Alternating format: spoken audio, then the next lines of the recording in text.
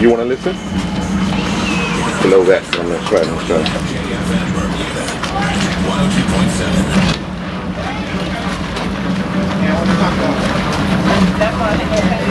I don't want to bring it down.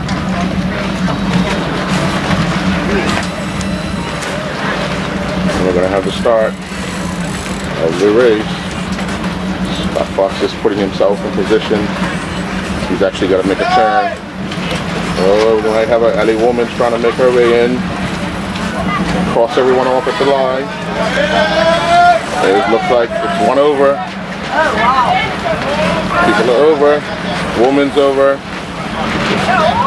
Switzerland's over. And Temptation's over. Medley's over. There's a lot of boats over the line. And having to... Come back!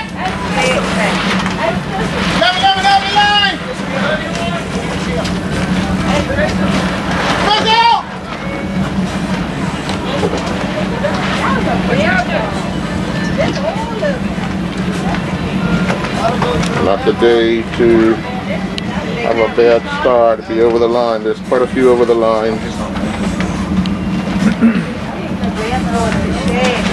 Really. 2013 Edward Cross. Owners and racers underway. Dickinson is in front. Scott Fox making his way in second place. And here comes that surprise boat.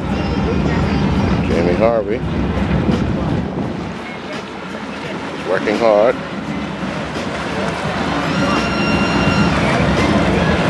Now, Jason, right now we're just off of the Seabreeze Oval. We've had some things transpire out here. At one point in time, George Hayward, Stephen Dickinson came to a standstill, but we saw him use a maneuver, rocking the boat and able to get what little lift he was able to get, and he took off like a bullet. Scott Fox was making his way up on the inside, and out of the blue, Stevie started moving and opened up a big lead that he's held on to right now. We've seen Scott, we've seen Raquel Evans come back with Gledwin Lambert. Jamie Harvey stuttered for a little bit, and now he's making his way out to sea. Rudy Bailey and two others are still way out at sea. How do you think things have transpired thus far, and we still have to go around the corner, Oil Docks, Fort St. Catherine, and the like? Well, as you said, we said it earlier, and I stick to that. The breeze is freshening in, it's coming off of the land. Stevie and the people off of the land, Stevie, Scott, Raquel, Gledman, they're all sailing over the land, and what's happening now is fresh. I mean, it's breeze out here. It's a bit of a chop, not from motorboats, thankfully, but they're sailing the natural element.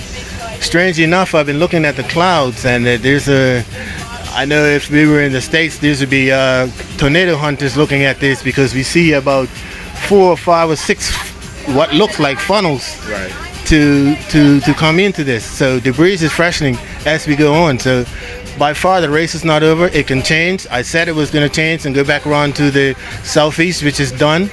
But the guys that are out to sea, when they tack in, they're going to tack heading towards Shelley Bay, you know.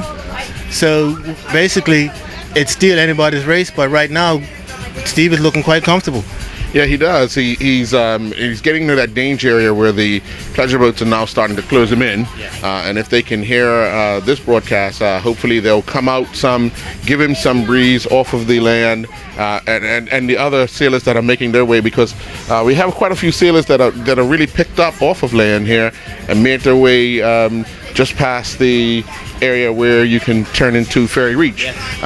So it's going to get a little dicey here. These pleasure craft, you can probably go off to sea a little bit to give them that much room and allow themselves to get some fresh air.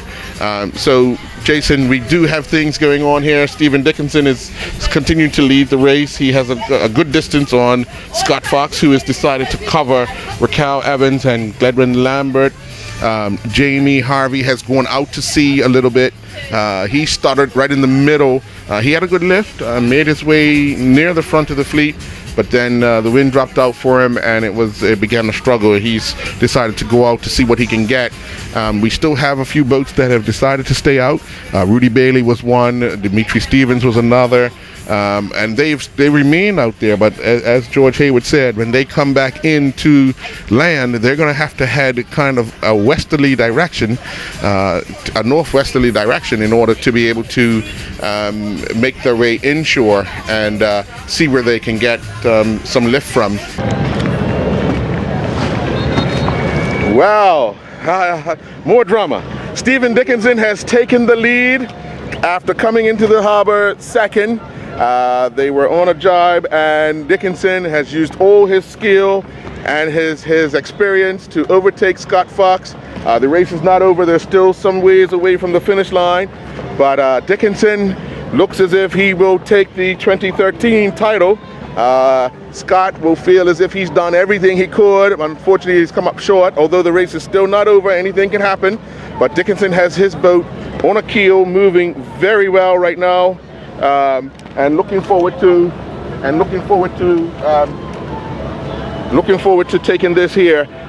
They're just about 20 yards between Dickinson and Fox. They came in neck and neck, but Dickinson was able to overcome Fox right in the channel area and has now opened up a lead on him.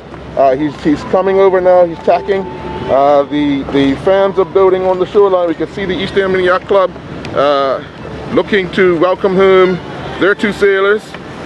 Dickinson and Fox are both out of the East End Club, so it's a good day for the East End here in the St. George's Harbor for the 2013 Edward Cross long distance race. George, give us some parting words, because I know you have to go and do the timing for the finish. So just give us some parting words for this race thus far. Breathless. I can't speak. I'm beside myself. We've never had a race like this. We're 5 boats 5 minutes away from the finish line. Normally it's a Dickinson or a Bailey or that's it. But right now, the class is getting closer and closer and closer. You can see it for yourself. Yeah, Juggler, Dickinson has covered every bit of this race now, and he's opened up a lead on Scott Fox, and he'll go through the finish line and take the air horn that you will hear in about a minute's time, ending a drought for Dickinson, who is what they would consider the king of this race. He's doing some minor adjustments. In the back of the boat, he's got his new crew, and they're all doing their part. Scott Fox in second place, and we're gonna have Stephen Dickinson and Kitty Hawk he's gonna take that flag, and he's gonna take the horn. It's gonna be Stephen Dickinson taking the horn, and he's the 2013 winner. Stephen Dickinson is the 2013 winner of the Edward Cross long distance race. Scott Fox fought hard. Will come in second. He'll come in second. And that's the horn for Scott Fox. We have 3 boats coming through the town cut now, making their way into the harbor here. We can see in the distance it is Gladwin Lambert, Raquel Evans, and I believe that is Ellie Woolman. So Woolman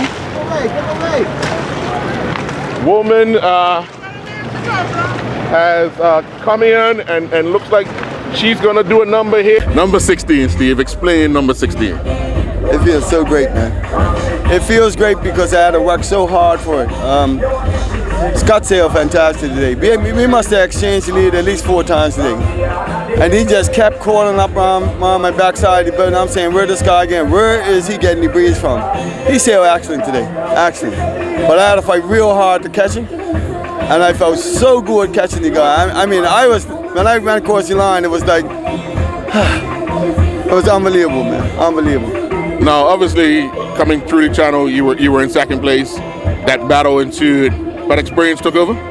Yeah, I would say so. I blanketed him out a bit so I can get a little more speed, and I went slightly above him so I could try to control him. And then once I got the channel, being that the wind was out of the southeast, it was going to come around that corner first. So as soon as I got that breeze, I opened up a little bit, and then I controlled it again by driving so I can get across him, and then come back again so I can sort of control him a bit more. So if he tried anything, I would be in control of the race. Now, were you worried at any time when those guys went way offshore? I know the wind was coming off land and you guys kind of stayed and went towards land. Those guys offshore, were you at any time wondering if the wind would shift around even more? No, when they went out there, I'm experienced that once before. It's not nice out there. You got a lot of current out there. You got to play the shore, and Scott played the shore very well. I thought I was playing it very well. At one point, I had him such a big piece. I said, yeah, well, I just want to cover. And in light air, you don't lose cover. You always cover from the front, meaning that you always want to see him behind you. And so I was guilty of that part, and I paid for it because I am tired. I'm telling you, I am tired. The man sailed action. Now, one person who had you guys for a little while, Jamie Harvey, and then he sort of just stood still for a little bit and then ran away. Well, we was always control of Jamie. I think Jamie and Scott got together at one point, but I was always in control of the part of it, right up until about Shelley Bay. I was in control of the race, and then here comes Scotty. Scott is a nuisance. You had your battles. I must say, I can really say this is one of the best long distance races I've ever raced in, as far as fighting back and coming back and trying to win this race. Right. All right, Scotty, yesterday, breath day. Yeah. You look like you had your breath day present soon up as you came around, forcing Catherine leading, and you knew Stevie was going to give you a battle. What was your final thoughts as you came around, forcing Catherine and heading towards him? Well, coming to forcing Catherine, I just said I needed to get 20-yard lead to him get through the channel because I knew we was going to have a run. I knew once we got to the channel, the wind was going to fill from behind. So I said if I can get myself a 20-yard lead, I think I could hurdle him because I had a nice lightweight crew. But, my last tack into the channel, I just carried it a little bit too long. When I rode up ashore, I was splashing in the pleasure crab wake and let him get right up on my stern. And once he got that close to me, I just knew he was going to go through me. So now, when you kind of separated at the oil docks and you got a little lead there, did you think it was all said and done there? No, I mean, this was Stevie Dixon was talking about, and I knew that he was going to fight me the whole way, but I was just so relaxed because my boat, I was sailing so good, my crew was working with me perfectly. I mean, I got to give a big shout out to Stacey Payne, first time she ever sailed with me. I mean, first time she ever been to Comment, and first time she sailed with me, and I mean, everything I asked to do, she done. She worked and moved her weight around the boat perfectly, kept the boat moving. So in that aspect, I mean, me and Stevie got an attack and duel over Ferry Reach. And I helped the great Stevie Dixon on from Ferry Reach right around to Georgia Channel. Over an hour and a half, maybe 2 hours of attack and duel, and he couldn't get through me. So, I have to be proud of that. And you guys pulled away from Raquel and Gledwin and Ellie Woman as well during your duel. You guys just kept finding speed. I said once to George Hayward, you guys looked like you had engines on your boat at one point in time because you were just pulling away from them. You just found those lifts? Yeah, that was my main thing because I knew I couldn't get an attack and duel with Stevie. So my game set from the beginning was to play these shifts and get this boat moving. That was to play shifts and speed. That was my thing. I knew if I got an attack and duel with him that he would work me. So, I couldn't cover him. All I was saying was whenever I got a ship, I'm taking it. When I got a ship, I'm taking it. And that's what I done, kept my speed up. And I saw Gledwin and Raquel coming. I didn't know Ellie was with him, but I saw Gledwin and Raquel coming behind me up with Francis Petton. And I glanced back and saw him coming. But once we got to Ferry Reach, and it got real technical and real shifty. And, we opened right back up on them. And then it was just me and Stevie from there to the channel. All right, well, congratulations on the second place finish. Thank you very much.